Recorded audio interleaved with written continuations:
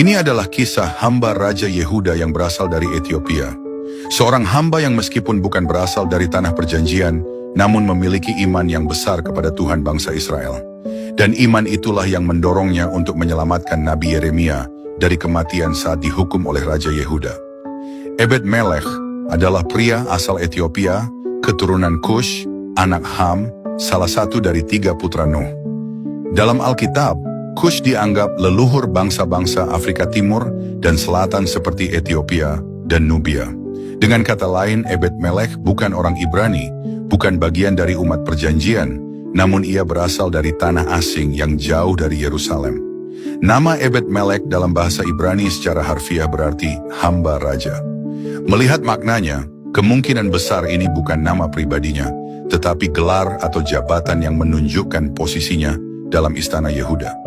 Menariknya, meskipun bukan keturunan bangsa Semitik atau spesifiknya lagi keturunan Yehuda, Ebed-Melech justru bekerja dalam lingkungan kerajaan Yehuda dan memiliki kedekatan dengan raja yang memerintah saat itu, yaitu Raja Zedekia.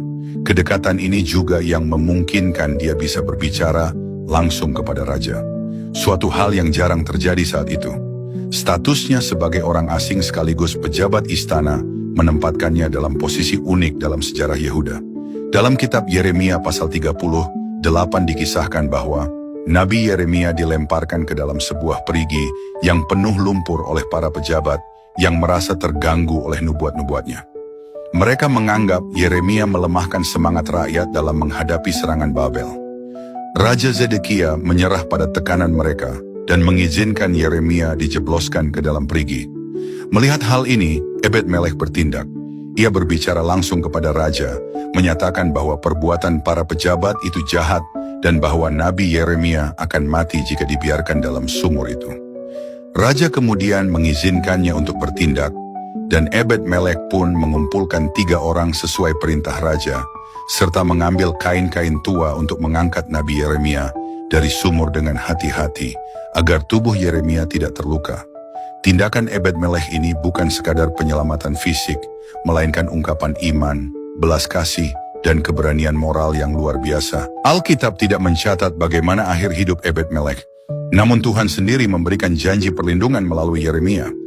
Dalam Yeremia 39 ayat 17-18, Tuhan berfirman, "Sesungguhnya, aku akan menyelamatkan engkau.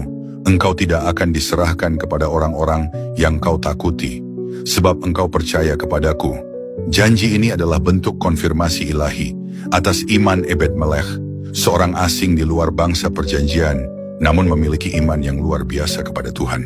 Penutup, dari Ebed-Melech kita belajar bahwa iman sejati tidak bergantung pada garis keturunan atau latar belakang.